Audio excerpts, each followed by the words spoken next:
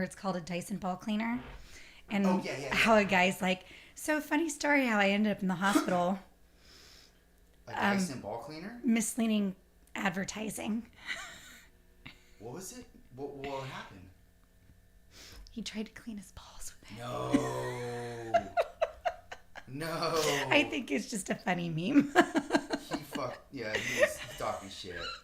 He was talking shit. That's not real. It can't be. Who would vacuum their fucking nutsack? But it can be. I mean, there are some idiots out there. Yes, it can be real. That's the scary thing. It can be real. Are we doing video too this time, or what's happening? We'll be filming. Yeah, we're filming right now, actually. Oh my! So everyone's gonna hear about the Dyson ball cleaner. Yes. Okay. The Dyson ball cleaner. Please, everyone at home, don't do it. Good. Yeah. Good. Okay. I hearted the motherfucker, so I will know. That's it. That's the one. Yes. 1, 2.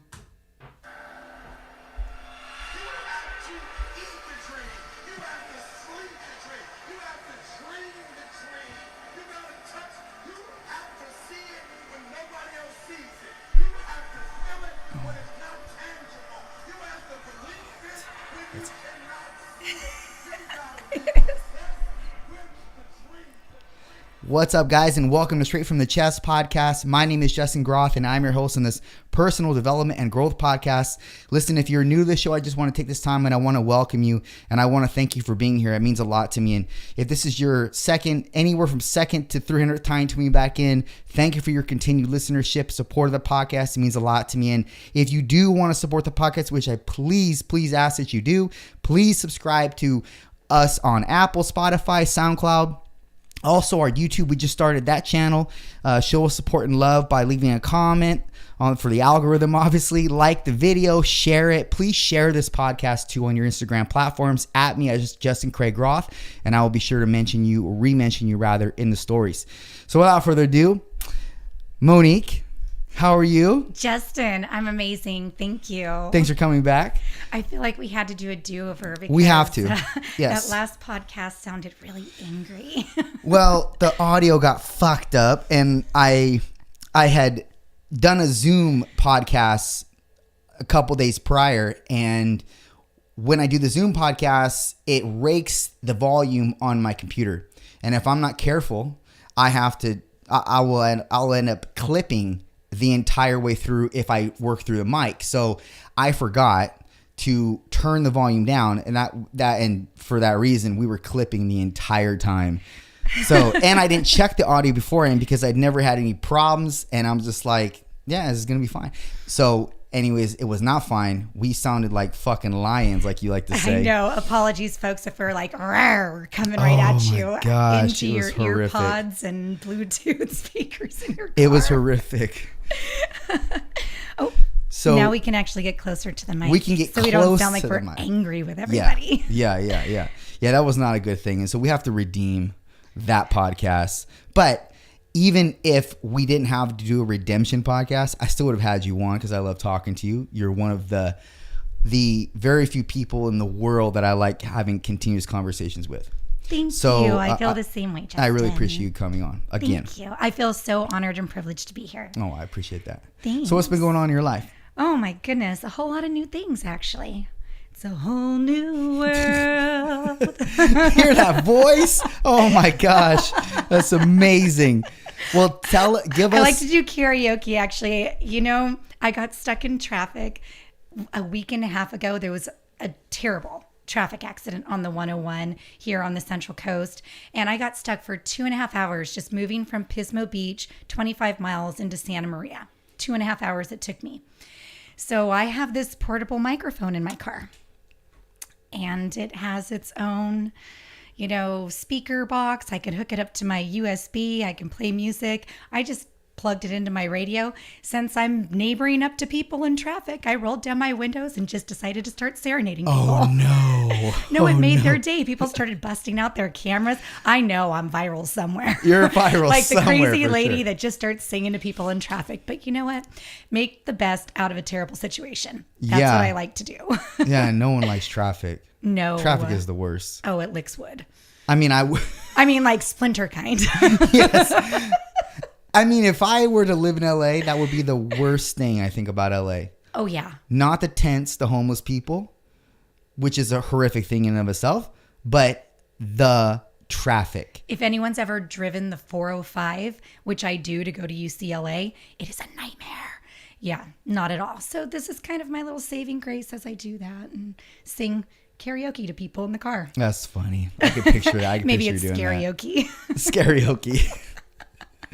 So in the last month or less, right, you've gotten your real estate license. I am a licensed realtor, and I'm very excited. Signed up with the California Association of Realtors, the National Association of Realtors, the Pismo Coast Association of Realtors, and starting, oh my goodness, it's so crazy to say, a new venture with a new agency. I've been with the most wonderful family team for the past 5 years doing real estate, and they've taught me so much, and I love them so deeply. But I was presented with an incredible opportunity to be an agent and help support a team that already feels like family to me, and that breaches Monday. Oh man, that's exciting. It is exciting. But also, you're probably anxious. No? I'm Yes? excited. Not even anxious. Good for you, I then. really am so excited. I would be anxious and excited and nervous and apprehensive and all the things probably, but Why so much?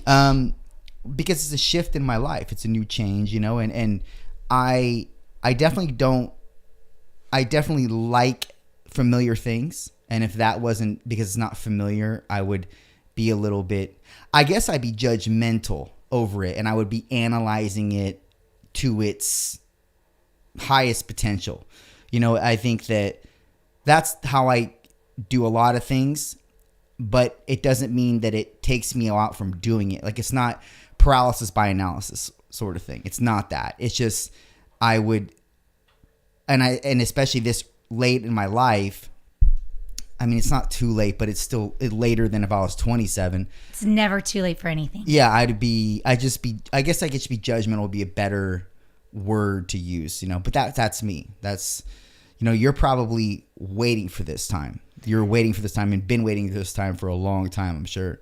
It feels like it. I didn't think that at first, but the moment that I took that leap of faith, what do? You just go for it. Mm-hmm. And I'm just that type of person. I immerse myself into something. The moment I make a commitment and that decision, I'm all in. That's good, man. I don't think a lot of people are like that. It's taken some conditioning mentally, emotionally, definitely. Well, what do you think got you there to that point where you're like that? Goodness. Should we start back from kindergarten? Yes, if you'd like. I really think everyone goes through trials and tribulations in life that lead us through the stepping stones. You get knocked down and you get back up. And if it weren't for our learning curves on the roller coaster that we go through, we wouldn't be the people that we are today. And I know that I've had a gazillion setbacks. And because of those setbacks, I've learned to accept, maybe not in the moment. Not everyone does in the moment, obviously. But hindsight is everything. And it's 2020 saying I needed that experience in order to get where I am and truly appreciate the opportunity. And I wouldn't even have these opportunities if I didn't have those setbacks in the first place. Yeah. Yeah, that's true. You learn, right? You learn from the shit you go through, and hopefully you learn. Hopefully you gain a better, more intelligent perspective on what to do in the future. Some people never get that. I know. And I've had some terrible circumstances, like relationship-wise, long-term monogamous relationships, and found myself with narcissists and martyrs who it was always the Eeyore, oh, woe is me, and didn't realize why I was even attracting that type of energy and those type of people until I started doing some shadow work on myself. And I don't know, are you familiar with shadow work at all? Yeah, I actually had a guest on here who was very deep into that, Stephanie Peaky.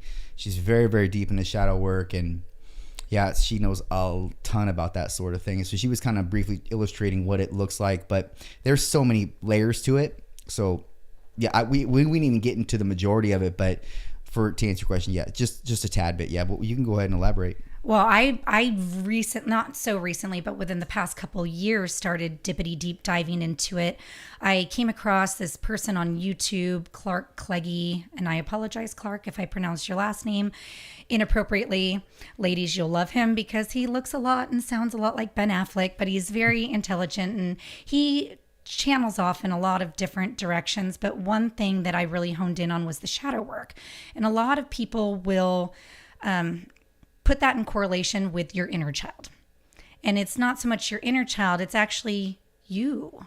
Like what happened to you in childhood that makes you who you are as an adult, and what you accept and what you let in, and how you react to certain situations. So the moment I realized what I was doing, not that I had a bad upbringing, I had wonderful, loving parents. Thank you, Mom and Dad in heaven.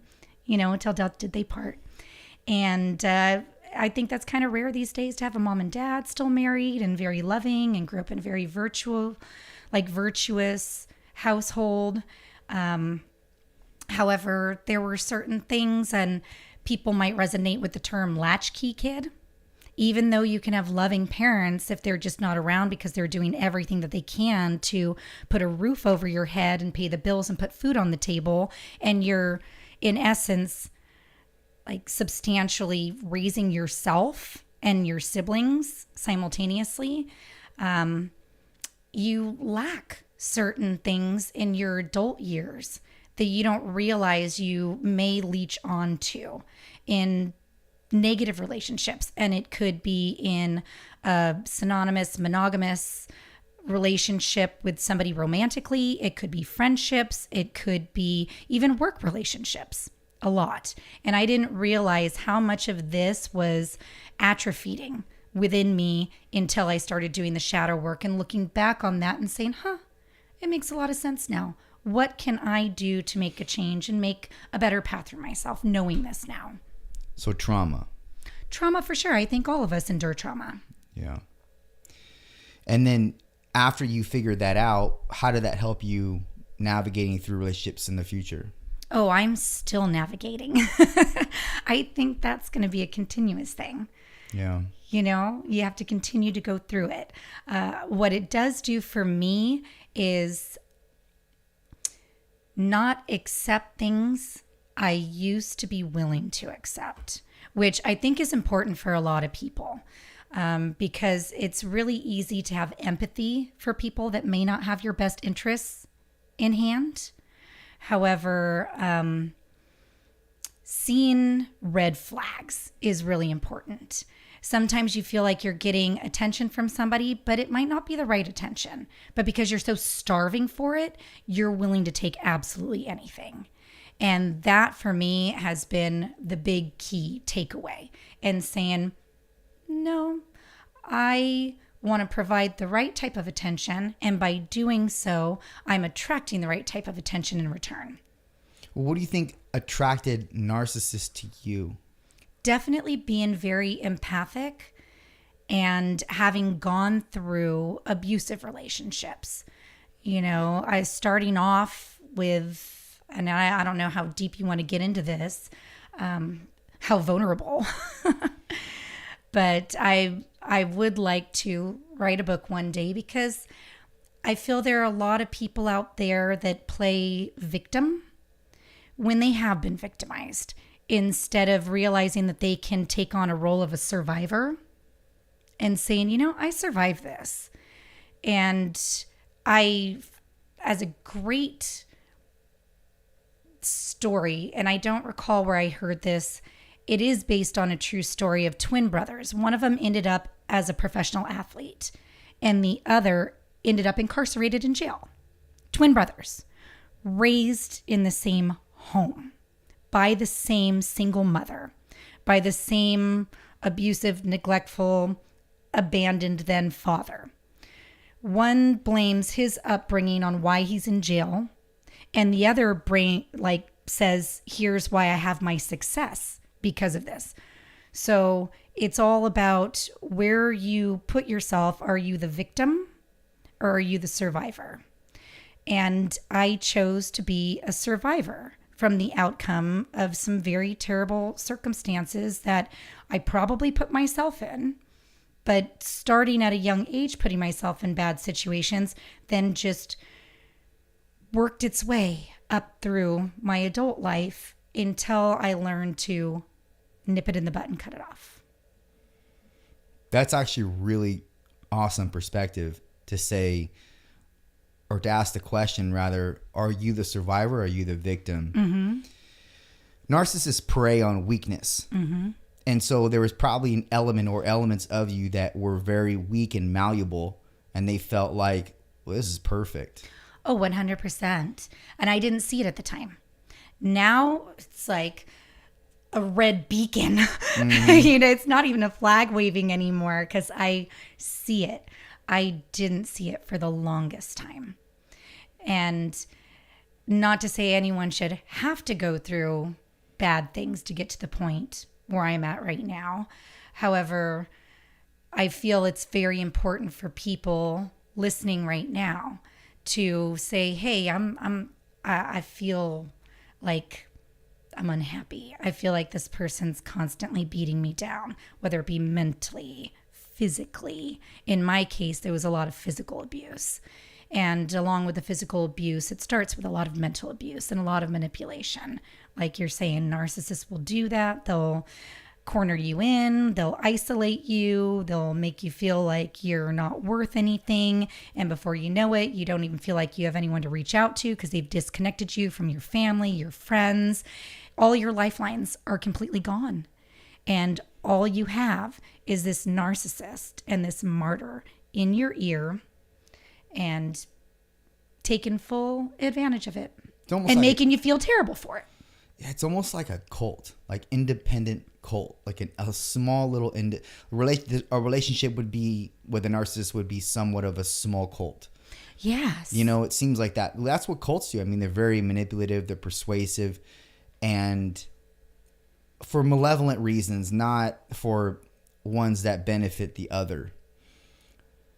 But they can only prey on people that are weak-minded, because people that are privy to that sort of vernacular are not going to take well to it or going to deflect it, and be like, yeah, okay, dude, bye. You know what I mean?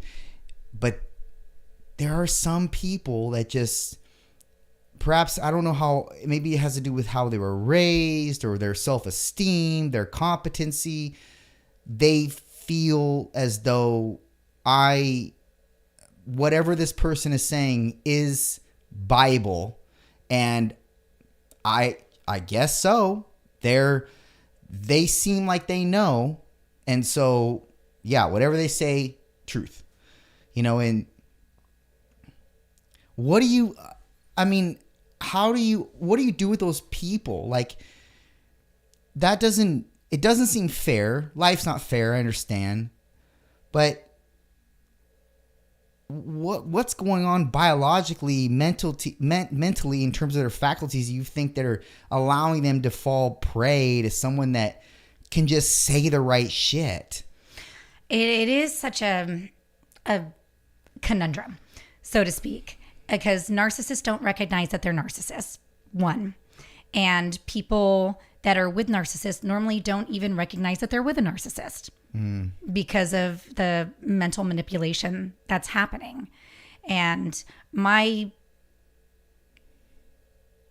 I said, being vulnerable, where doing the shadow work brought me back to the inception that I can date it back to was being a teenager. I was my daughter's age. I was 13 years old. And I had been raped by a 27-year-old man.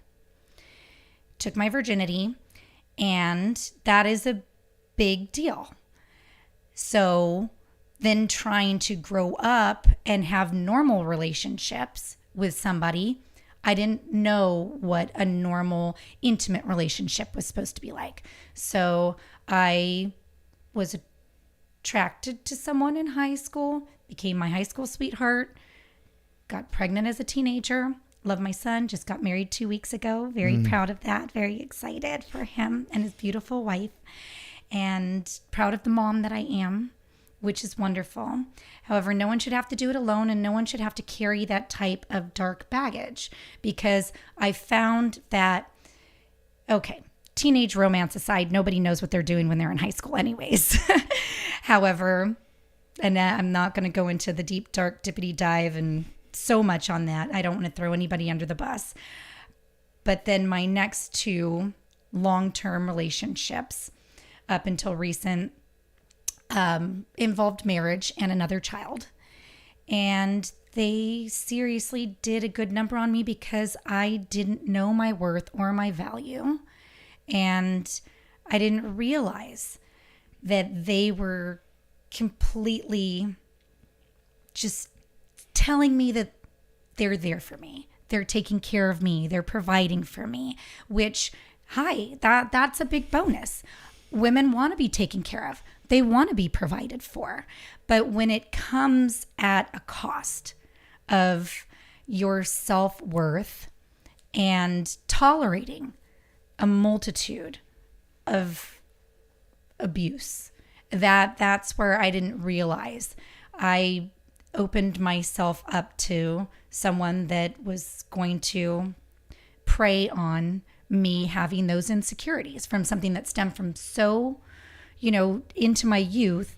I didn't realize, because I came out of that, going back to our initial, I'm not a victim, I'm a survivor. I didn't think I had a victim mentality. I was like, I survived this. I've got this. I'm fine. I'm totally okay. And I was still playing the victim though. I really was. And getting out of that part of my head has taken several years, but the work is worth it. So what does that look like though? What does that look like in terms of real life application? What you've applied, how it's worked out in real time? What tools would you give others, I guess, is a better question, to help navigate this new space, this new cleansed version of who you are? First off, run. Get out. Like Arnold Schwarzenegger, get out. Get out. I can't. Oh my gosh, that was horrific. I got to edit that shit out. I can't do it either. What is he, Austrian? He's something, Get in the chopper. Yes. Oh, me and my buddy Jason had this thing going. We would, Dinah, get to the chopper now. Was it True Lies? I think so. Yes. So good. Dude, Arnold's the shit, Actually, man. you did that really well. Hey, thank you very much. Thank you.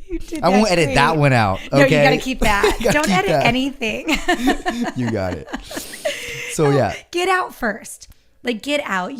Something's bad, and normally it takes a long time, and it aggregates over time, and it just amasses and amasses and amasses until you're like, I just can't take it anymore. I'm just gonna do something terrible to myself, or who knows what's gonna happen. And you just have to get out, and then support yourself. Surround yourself with a support system. Friends are the perfect place to start. Good friends, supportive friends who are gonna tell you, oh, you ain't going back. Hell no. You're spending the night in my house until I know you're not going back. Otherwise, professional help is good. Psychologists, mental health professionals, psychiatrists, whatever it takes. Get a therapist. Or if you can't afford that, or it's just not in your, insurance wheelhouse, go online. I did. There are so many resources out there. YouTube has been kind of my guru on a lot.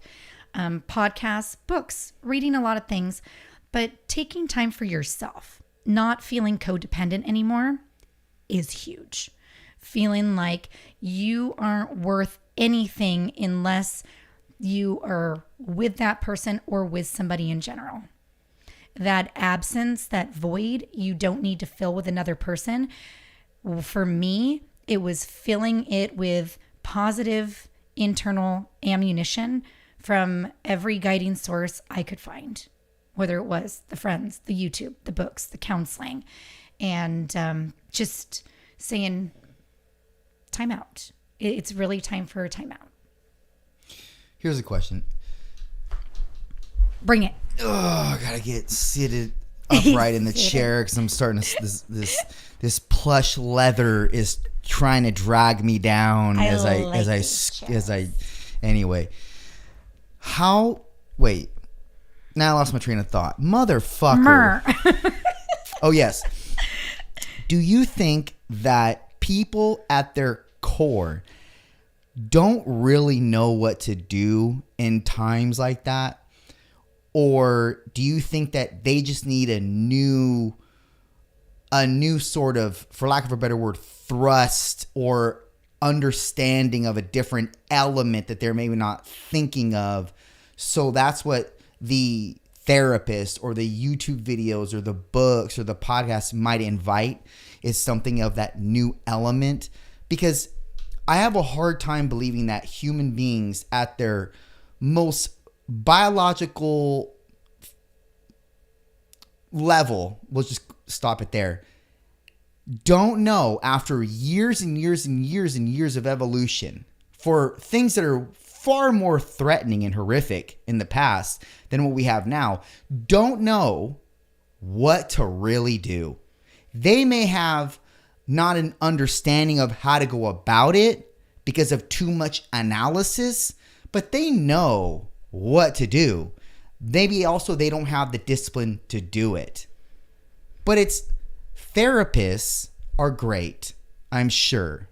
But sometimes therapists only keep you stuck reliving the same bullshit that you're trying to get rid of.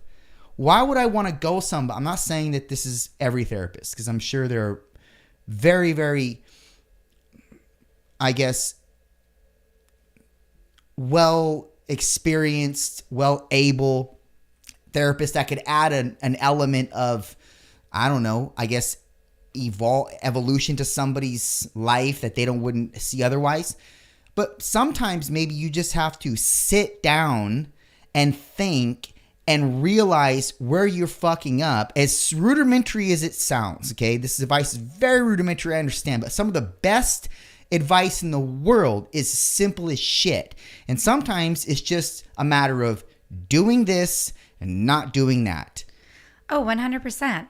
It is. And I think a lot of people just, like I said, get stuck in the trap of being in a rut and saying, well, I guess this is just how things are going to be, and accept it and go along with it. And then you find people like Nicole Brown Simpson with the O.J. Simpson stuff, and that's sad. But then you have people who, like me, it didn't initially start with counseling or podcasts. It did start with friends who were very supportive and were there for me. And it took a while to reach out, but I think that's it. Like somebody having the want and desire to change. If you don't have the want and desire to change anything, nothing will. And I had that. And I was like, something's got to give. And luckily enough, I had great people surrounding me, my circle of trust. And they're like, don't worry, we're here. Whenever you decide to finally cut the umbilical cord, we're here. And I know a lot of people don't have that. So going back to what you asked, I think a lot of people feel stuck, that there is no help, that there is no support, that, what am I going to do for money if somebody is financially providing for them? What am I going to do about the kids if there are children involved? Who's going to take care of them? How am I going to get work? Whatever the dynamic is, there's a lot of fear based in uprooting your existence as you know it. But if you're miserable in that existence, it's like you got to get to that breaking point and say, I'm going to do whatever it takes, even if it means I'm just going to pack up a suitcase, grab whatever I have, if it's the dog, if it's the kids, if it's just, my car keys, and just drive away and say bye. Sometimes it just takes calling the cops too, when you're in cases of domestic violence like I was. It's hard on the kids, I'm sure. Oh, 100%. And correct me if I'm wrong, but don't the courts favor the woman when it comes to divorces, even when they're the ones that call for the divorce? Don't they favor them in terms of the custody? I wouldn't know because I'm not in law. I can speak on just my own behalf. Yes, I've got custody of my children. Yeah. But I've also been the breadwinner, the provider, and I give birth to my children. And I'm not a druggie, I'm not a bad person. So, of course, they'd grant them in my favor, where it was the polar opposite for the counterparts in this circumstance. I kind of have direct experience with this with a gal. She was going through this same exact thing. She decided to finally leave, and she was, after, you know, years of trial and, you know, depositions, etc., she was still always fearful that it wouldn't work out in her favor. And I remember telling her, like, what in world do you live in where that judge is going to see you as the malevolent being here? And you're a person of faith. Like, snap the fuck out of it. It's hard to do. I remember completely biffing an attempted relationship. I had been seeing somebody for several months, and he broke up with me out of the blue. Needless to say, in my mind, I'm saying now out of the blue, but it was something that had been worked up to over a gradual course of time. And it took me a month, and reached out and asked, well, I just really want to know why.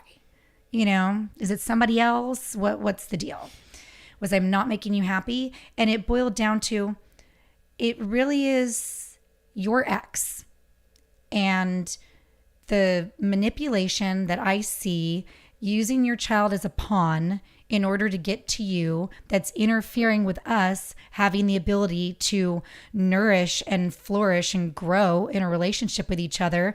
And this person being a single dad with a couple beautiful daughters, wonderful parent, which I admired. That was a big attribute that really drew me to him in the first place. And him saying, oh, hell no. Hell no. Like, you got to get a hold of this person still trying to control you years after the fact.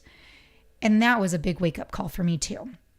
So I see where people can fear, like what you were saying with her going to court, that she's not going to be given something because of that still Jedi mind tricks that are being played when kids are involved. Because as a mom, speaking personally, when it comes to my babies, like, don't mess with my babies. I'll do anything. And if you dangle a carrot or do anything that makes me feel like anything's in jeopardy when it comes to regards to my children, I'm going to be a sucker.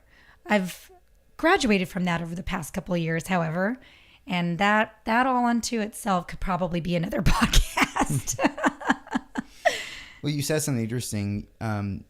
I coin it as really just kind of mental gymnastics or mental judo. What these people do, these narcissists will do, is they will try to, again, manipulate the circumstance even when you're gone, because they, for some reason, some sick, cynical reason, they have this need to control what you do even when you're long gone, been with somebody else. And it's like, any normal guy would be like, well, that was my territory. Now it's not. And now another guy's pissing on that stump. I don't want it anymore. Right. Like, that's the truth. That's the hard truth to know, that most guys are going to be like, if you fuck somebody else after me, done. Damaged goods. Don't want to see you again. Mm-mm. Like, it doesn't matter if the guy was less good than you or what have you, or even better. It doesn't matter. It's only thing that matters is somebody else entered you. Right. Don't want you anymore. Yeah. But I feel the same way now about guys. Like, I will not go back. If we're done, we're done. That's it. Like, you go live your life. I wish the best for you. That's wonderful. But when I was in these terrible, manipulative, narcissistic, martyrdom relationships, I got cheated on and was made to feel like I was the one in the wrong for it, and continued to be there and allow it never again. Ever, right, because you're ever, with a ever. narcissist. And narcissists not only persuade the person that they're living with, they persuade other people on the outside as well to do whatever they want them to do. Mm-hmm. Yeah. I think that cheating with men is a real... I mean, it's a real thing with both parties. Both men and females cheat kind of on the same scale. I think the statistic was women cheat 24% of the time and men cheat 28% of the time, or something to that. It's actually really close percentiles. That Right. surprises me. I could be wrong, but I'm pretty sure that was the statistics that I read maybe 6 months ago. But however, that might have changed, or it might have been an old statistic, etc. But I mean, it goes to showcase that we kind of have the same. Well, I don't know if I would say the same, but I know men want multiple partners. Most of the time they want multiple partners. Women love monogamy. I love monogamy. You know that from the first time we met. I For the said most that. part, women love monogamy. Like, I'm a serial monogamist. Yeah. And I mean, I guess it makes sense, I guess from a primitive standpoint, women want to ensure the baby that they're carrying is from this one man. So ensure paternity, essentially. Whereas men, I mean, we don't care. We just want to spread our seed far and wide. But that's an old adage. I don't believe that, so to speak, now. Maybe we were like that. I don't know because I didn't live back then. But nowadays, there's something called, and I learned this the hard way from cheating on multiple women in my 20s, where you hurt feelings. That's not the good human thing to do. And if you have a heart and you're not conniving, narcissistic, sociopath to any degree, then that affects you. The way you make a person feel affects you. And even if it takes you 3 times, like myself, to understand the message, at least you receive the message finally and you change your ways and you become different, because you know that you don't want to hurt another innocent person again. Like, that's just fucked up. Or get slapped across the face or have your clothing thrown out a 2-story window. Yeah, that never happened to me, fortunately. But I guess the heartfelt cries were the thing that changed my mind. And it yeah, I still remember. But that sort of thing should make you change. Just like something that impacts your life, not to do with relationships, makes you change your course in life. And I think that that's the way that men are now. Even if you make a lot of money, even if you're a high value man, or you have status in the community and multiple women want you, I still see it as a massive virtue for your ability to say no if you're in a relationship, and for sure if you're married. Oh, 100%. That's my standard. Like, if you ever have a desire to go be with somebody else, break up with me. Leave me. Go be with that other person. Just don't cheat. Because cheating hurts so many people. I mean, it hurts the 3 people in that triangle involved initially, but you don't know how many other people are involved. There could be kids involved. And just, right. If you have such a strong urge and you're not happy in your relationship and you are seeking somebody else out, end that relationship. Leave. It's going to hurt, but it's better to rip that Band-Aid off sooner than drag everyone through something so emotionally destructive. Yeah. There are women that will accept, and the reason why I know this to be true is I've heard it on panels. Like when I watch certain podcasts, they will have women panels on, and they'll go around the panel. They'll say, okay, I give them the illustration of a man who is a high earning man. Let's say he makes, I don't know, $500,000 a year, and he provides a lifestyle to them, which is whatever they want. They don't have to work. They don't have to do shit. They can choose to be stay-at-home moms, or they can choose to go out and do whatever they want. Work, if that means, pick up a job, or if that means to create a business or whatever, they can do that, but they don't need to because they're provided for, essentially. And this there's an ongoing. So this illustration is you have this man, this is high earning man, very attractive, makes a lot of money, gives you whatever you want, protects you, gives you security, etc. The only contingency is he wants to cheat.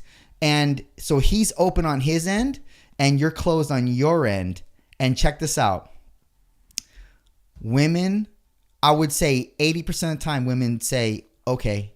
Hell no. Yeah. Oh, that is a hell to the motherfucking no for me. I'm sorry. Bye, boy, bye. So my interpretation of that woman that says, okay. And by the way, I am no feminist.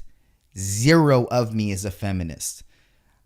I will say that from my own prerogative, or from my own perspective rather, a woman that would accept that is only in it for money, for security, but security on the luxurious end. Desperate Housewives Right. of wherever. Yeah. It's like that. And that to me is, and I don't mean this in a disparaging light, that's a weak woman. Because any woman, any person should have standards. 100. And so if you're going to allow the man to do that, I would argue that man probably has some narcissistic traits to him. And on top of that, he doesn't have any accountability when it comes to people that he's affecting. It doesn't matter that he's grown himself, created himself to be something of a, I guess, of something of status where he could attract and pull in women because he has said things. It doesn't matter. Mm-hmm. Your moral landscape should never be shifted differently as a result of you cultivating your best self. 100%. So I don't understand that man, and I hopefully become that man one day, and I'm still gonna have these moral principles intact. Especially when there's kids involved. Why would you want to cheat on your daughter or son's mother? What the fuck is wrong with you? Right. And again, this is, I should say, let me just reiterate, not a feminist, none of that shit. In fact, feminism is probably the thing that's killing masculinity and men from being what they could be. Okay? But that's on a whole different topic. I am saying this, not that. That's just I need to preface that again. So, but women should have standards like men have standards. I'm not saying that a woman should be masculine and say, you can't, and be combative. And no, that shouldn't even ever come up. That's a question or rather a conversation that should never be even talked about. Because it should just be automatically assumed. Because we're one-on-one here in a relationship, we remain one-on-one in this relationship. Or exactly. Else don't be in the relationship. Right? Doesn't make any sense. No, if you want to go and be successful and be a 50 Shades of fucked up Christian Grey, fine. Have your contracts and your, what do they call them? The DNAs or whatever, like do not discuss agreements. What do they call those things? Oh, and non-disclosure agreements, NDAs. NDAs, yeah. Have your NDAs. Go have your fun. Wear a rubber. Have your red rooms and all of that fun stuff. Just don't get in a committed relationship. And by all means, like you're saying, don't get shacked up and have kids and then play around. If things aren't working and you guys have gone through whatever channels and it's still not working, leave. It's going to suck for the kids, but you can still learn to co-parent and be better parents probably for those children separately versus, little Justin or Justina seeing mommy and daddy. A girl Justina ever. You see, that is so great because you don't have narcissistic traits. Because a narcissist would do something like that. And not going to say the name, but my first ex named all 3 of his daughters after himself. Oh, geez. Mm-hmm. I know. That's what narcissists do. Well, does he have a manly name? It could. It's gender neutral? It's very gender neutral. or fluid, or whatever the correct terminology is. Fluid, whatever people want to say these days. I'm down with the sickness. Yeah, I'm not fucking fluid. No. I am fucking cement. You are. I am not fluid. Don't get it twisted. No. And I mean, it can go both ways too. I mean, I'm sure that there are men out there that have been in relationships with women that are narcissistic, that have affected their masculinity, where they start acting more effeminate and get into more of the battered woman's wife syndrome, so to speak. Yeah, I have direct experience with that. Yeah. Direct. What happened? A lot of shit, but I think that she was not that way until she met her last man, and then he made her that way. And then, this is just the Cliff's Notes here, and then it became such a part of her, she didn't even identify it or recognize it, and it bled off on our relationship. But it was funny because she would tell me what he was doing in terms of, with the litigation, how it was going on, the depositions, etc., and different things that he would do. And I said, wow, that's drastically, it seems like that is almost synonymous with what you do, and it's like, but and I never said that. Perhaps I did a couple of times when we got in heated debates, but it was bleeding out. And why wouldn't it?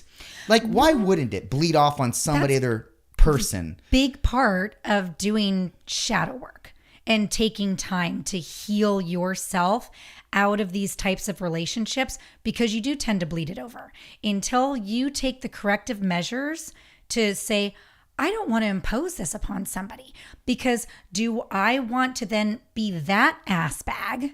No, I don't want to be the bag of dicks in this relationship, because I know what it's like to be on the receiving end. Also, what do I want to attract? In all honesty, do I want to continue to attract more of the same, or continue to, repeat this cycle, even if it might be in a role reversal sort of situation? Absolutely not. You got to take the time to work on you and really say, this is not what I want in my life. And what I do want from my life, I mean, I don't care if you need to make your checklist and say pros and cons on each side when you're deciding to leave something, whether it be a relationship or a job, or even say, is this friendship working for me anymore? So you do that. Pros, cons. What outweighs it? Cons, terrible. Go look back at those cons and say, what might I be doing on this con list right now? Because it's something I already know I don't want in my life. Let's get rid of that. And let's not bring that forward. Look at the pros. Okay, what am I going to do now to create these pros? And it starts with you. You cannot expect somebody else. And I think this is what happens in these very compulsive, and we keep using the word narcissistic relationships, but very codependent relationships. You begin to rely on another person for your source of happiness instead of realizing happiness needs to come from you first. And until you're truly happy and truly love yourself, there's no way you can make somebody else happy or genuinely love another person. Well, how do you think someone goes about that process and finding how to love themselves if they hate themselves? And that's a very difficult thing, because there are some people that hate themselves. I never truly hated myself. I was just a very lost person who fell into that victim role for a while. Like, oh my gosh, I can't believe this happened to me. Why did this happen to me? I can't believe this continues to happen to me, until I did the shadow work.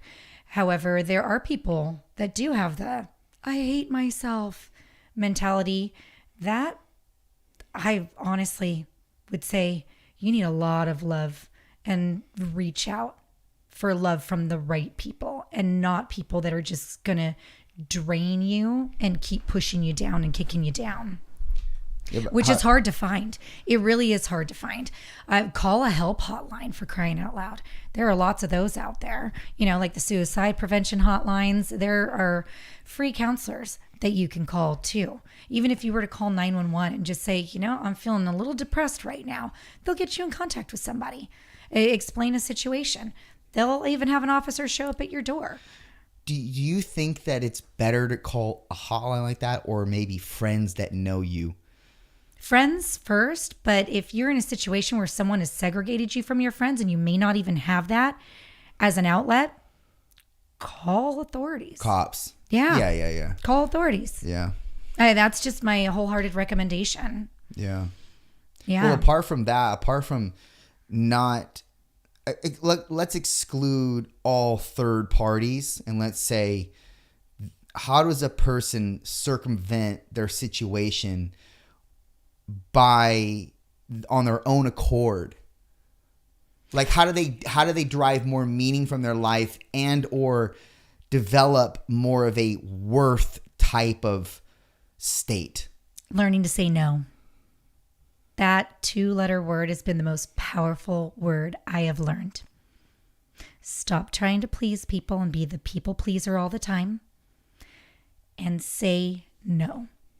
Say no to things that you automatically get the teacher bad touch feeling for. It's not right, but you want to, not disappoint. So you tend and lean to say yes or accommodate. Say no. Just say, this isn't something I can do right now. Or just no to someone that's being a threat to you. No. Just no. Say no. And once you just start like screaming it sometimes, go ahead. Yell in the mirror. Rage out. Throw pillows across the room. I mean, don't break grandma's china, but if you need to go a little berserk, like just get out there. Break something. Don't put dents in your wall unless you know how to repair them or have somebody who can. Because true story, a lamp may have like gone into a wall. May or may not. However, get used to saying no more, no, get out. No, I'm not doing that. No, I'm not answering that phone. Say yes to blocking numbers. Say yes to spending time to yourself. Say yes to the things that truly matter. Everything that you may have excommunicated yourself from that brought you joy before, say yes to that shit. That's good. That's a good answer. That's what you would say women should do, right? Let's flip it and say, okay, if you were a man in that circumstance, because there might be men listening that are going through that with a narcissistic woman. What does that look like for the man? What would you say? And what you say, since it's man oriented, I'll give my take on it too. Okay. I would pretty much say the same thing, because if you're dealing with a narcissist, male or female, the only way to get out is to say no and stop allowing what you've allowed. Period. If that means walking out the door, walk out the door. If that means you might get slapped with custody court orders and need to show up for a hearing, then it's a safer place than continuing to put yourself in a house with someone that's going to manipulate, use, and abuse you. Men, women, my advice applies to both. Mm-hmm. What do you rein in on that when it comes to men? I'm very simple. And I would say, men, you need to grab your fucking nutsack and you need to fucking do what is necessary to get yourself out of that horrific environment. But that being said, you as a man shouldn't even be there. So I scold you from the gate. You shouldn't even be there. Any person, any woman that you allow to walk over you, you're a pussy. And you need to rectify your manliness by fucking grabbing your nutsack and doing what men do. And that's fucking leading. Because you're not the leader in that relationship, clearly. So roles are already twisted, which is not a good thing for you. Men, That's what I'm referring this to men, or rather targeting men with this. See, I can talk shit to men because that is my gender. It's your wheelhouse. Yeah. And I don't care how it makes them feel. And if they don't want to hear this, that even makes me know that they're even more of a bitch, more of a pussy than I thought they were. Like, you don't want to hear a man tell you this is where you should be going, what you should be doing. Why are you so weak? Then I don't know if there's any saving you. I'm sorry. That is just the bare bones of this conversation. Like, if I'm talking to a man and they cannot accept that, knowing that everything I'm saying is fairly accurate to accurate, then they're not ready to change. They're not ready to make something of themselves. They're not, because any man that's worth their salt or created himself, etc., is not going to fall prey to something like that, to a circumstance like that. And if they are, look, there probably are. I have yet to see it. But my advice would go for both types of men, weak or strong. But you shouldn't be in that position to begin with. No. And that's where they obviously had things from yesteryear that they're carrying that they don't even realize their inner child has issues, you know? And if you were to mention to one of your homies, if he walked up to you and said, oh, hey, this is going on and the wife's being terrible at home and she's just constantly man bashing me and I feel emasculated and I think that we need to maybe get a divorce. I mean, what would you do as a friend? Would you say, all right, I'm pulling up in the car. You want to pack your bag and come stay at my house? Like, what would you do? I think that'd be a fairly good assessment. I would also, like, this is what's happening to Will and Jada. So if you watch Red Table Talk, you know how she emasculates him. And she doesn't seem like she has a problem with it. Now, I'm not in their relationship, but I can see what all the other millions and millions of people are saying. And it's a definite emasculation of who he is and what he's created and how he's actually kind of, I mean, I know she's done some things that she's a movie star herself, etc. But Will is like fucking top pedigree. Oh gosh, yes. And love him. You're going to emasculate that? You should be proud to be with that. 100%. And seriously. I don't, so with that circumstance, like how it applies to Will, I think it should apply to all men. You need to, again, grab your nutsack and really feel what makes you a man. Because right now, you probably can't even grab it. It's so fucking shriveled up into your fucking scrotum or into your fucking pelvic wall. It's so shriveled up that you don't even have what makes you a man. It's turned into a mommy part. Yeah. So you need to grow them back. And I know this is a figure of speech here, but the point is you need to grab back your masculinity, because it's not a bad thing to be a masculine man. It's a bad thing to use that in a very persuasive, or rather, malevolent, manipulative way. Correct. But that is not what we're talking about. Mm-mm. There is something called, if there is going to be toxic masculinity, well, guess what? There's going to be healthy masculinity, because one cannot exist without the other. There is both, but we don't talk about the healthy part of the masculine man. We talk about only the horrific, toxic part. But you not being a man is a problem. So this is where I don't think therapists help you, or people in general. I think you need to go to your inner circle of friends, the people that have been with you from Jump Street, that you've kept in your inner circle all throughout your life, and get their perspective on it. Because they will not refrain from telling you the harsh reality of what it is. No sugarcoating. Yeah, they're just going to give it to you straight, and that's a good thing. And more often than not, men can take shame. They can take being shamed by their counterparts. They cannot take being shamed by their woman, though. And if they do, and they accept it, well, that's where emasculation takes on a whole new platform, so to speak. Mm-hmm. So I've known male friends of mine to feel emasculated just from like losing jobs and feeling like they lost their identity and that was their whole purpose. And now suddenly, what am I going to do? And felt emasculated. Yes. Or is that just, oh, woe is me because I lost my job? But a man, I'm not going to say a real man, a man will understand, assess what happened and be like, fuck, and be down about it for sure, because he's a human being and human beings get down. Okay. But then he'll do something else that he derives competency from. And that's going to materialize confidence. And then he'll do that instead. Like a dream job, I can understand, or I could rather, I guess, theorize what that would look like. But it doesn't mean that the buck stops there. You could do something else with your life. You're a man. You're built to create things with your hands.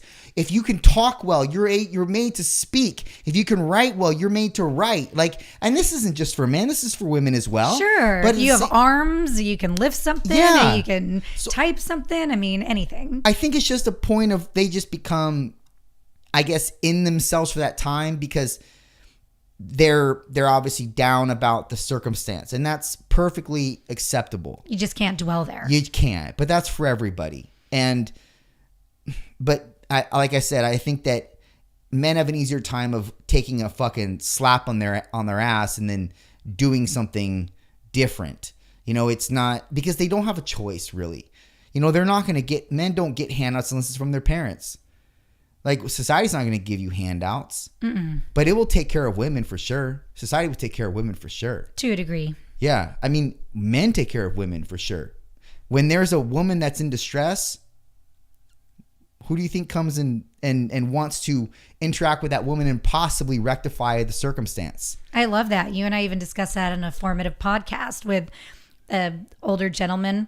Could have been my grandpa offering to put oil in my car. That's right, yeah. You know what I have to do as soon as we're done with this is put oil in my car, actually. My light came on. Oh, again. no.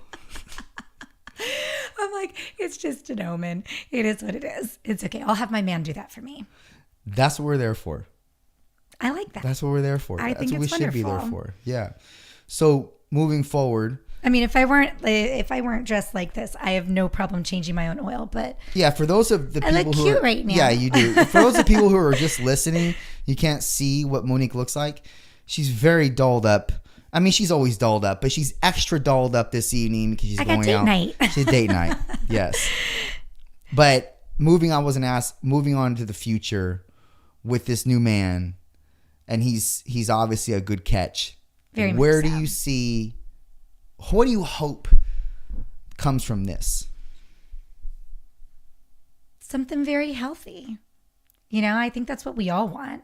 It's a very mutually beneficial, loving, fun, accepting relationship that you just enjoy similarities and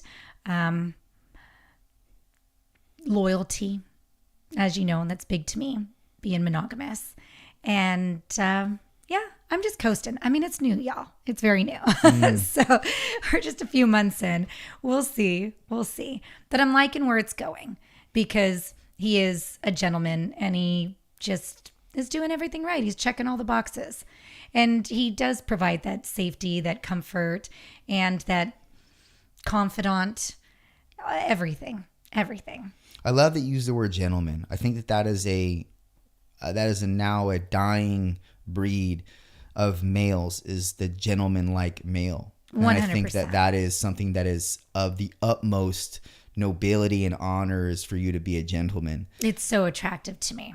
And seriously. it's not just gentleman in the regard of being honorable, noble, responsible, structured, and chivalrous, but also being gentle with your woman. Yes. That's something that I think we all could do better with, you know, in terms of words, actions, etc. Yeah, we're just hiking the other morning and I'm allergic to bees. I don't think he realized that in the moment. And I got hit, luckily, head on and not butt on in my forearm by a bee. And I went, ow, instantly because it was coming in hot. And it got me. And I was like, ow. And he's like, are you okay? I was like, well, I don't have my EpiPen. I don't know. And he stopped in his tracks, literally on the trail, turned around, grabbed my arm to look and make sure that my arm was okay. And I just melted in that moment. It's all those little things. Yeah. Like being strong, leading the way, showing me the trail. I trip on a rock and it's, oh, are you all right? Watch your step the next time. I'm like, okay, should have warned me in advance. He's like, well, you just tripped then to warn me I'm gonna trip. So it's fine. It's those small things that make me feel like he's supportive, paying attention, also just my safety blanket, you know, but still my manly man. He's a very manly man. So it's good. But that's for me personally. Some people might want someone a little less on the, I don't know, spicy side. I like it spicy. Because you know I have a spicy personality. Got to be able to laugh with me, which is why we're going to a comedy show tonight. That's going to be great. Oh, I can't That's gonna be great. freaking wait. I I'm love stoked. comedy shows. Oh my I gosh. love comedy shows. Dude, you should nab a ticket. I mean, you have to like sit at least a row or so away from us and don't watch us make out because we tend to do that in public. I like PDA. No, I have to pass. I have to stay home because it's Saturday, because everybody who knows me knows that I fucking stay home on Saturdays. I hardly go out. I don't do that thing anymore. Like, I mean, you might catch me like I'm anybody. You might see me at Mason. You might see me out like at Mason or something occasionally. But, and for people who don't know, Mason is a local restaurant that has a nice bar as well as, you know, inside the restaurant. So I might, and it's kind of like a hangout spot to some degree in this town because we don't have shit. Hey, we got a lot more than we don't have shit. No, we don't have shit. Compared to San Diego or LA, San Francisco, we don't have we don't have shit in comparison. Yeah, and don't try to make it like sound good. No, this place. It's a cute, charming village. This place fucking sucks. I'll tell you what. The only thing good here is people. The community is great. 100. The community is great. The businesses or whatever, they're just fucking bleh, because we don't have the type of demographic that can, I don't know, afford a lot. People here are basically blue collar. Yeah, I think we're just out of room. As you know, I work in real estate. I mean, buy land, they're not making it anymore. There's just not a whole lot of space. Yeah, there are definitely some white collar folks and millionaires that we have, etc. But for the most part, the majority of the populace here is just kind of regular, and they're not really progressive in the regard of a lot of diversification. Yes. As a melting pot, ethnically, so to speak. Yes. Okay. And I don't know. But restaurant wise, we don't have shit. You know, we don't even have a fucking cheesecake factory, a PF Chang's. I would love, oh my gosh, I got PF Chang's pot stickers from the grocery store the other night because I was literally craving PF Chang's. They are so good. And why don't we have a cheesecake factory? Why don't we have a D&B's? We need a Dave & Buster's out here even. That might make it. Seriously. I don't think a cheesecake would make it. I don't think a cheesecake factory. I don't think it would make it because it's too Outback Steakhouse. Outback. Yeah, we don't even have an Outback. We don't even have an Outback. We're fucking white trash. This place is playing. We do suck. Yes. I'm glad I've converted you to understand that it sucks. Good, great. But no. Cheesecake would be the business, but I just don't. Elephant Bar. Oh yeah, Elephant Bar. I'm getting really hungry.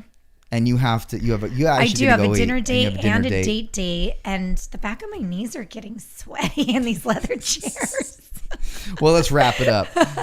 Thank you for being here. And listen, tell everybody where they can find you on social media if they want to get a hold of you. You can find me on the gram at Moe in Heels. You can also find me on Facebook at Monique Guilfoyle. But call me Moe, please. Awesome. All right, girl. Well, until next time, I should say this. Adieu. Done.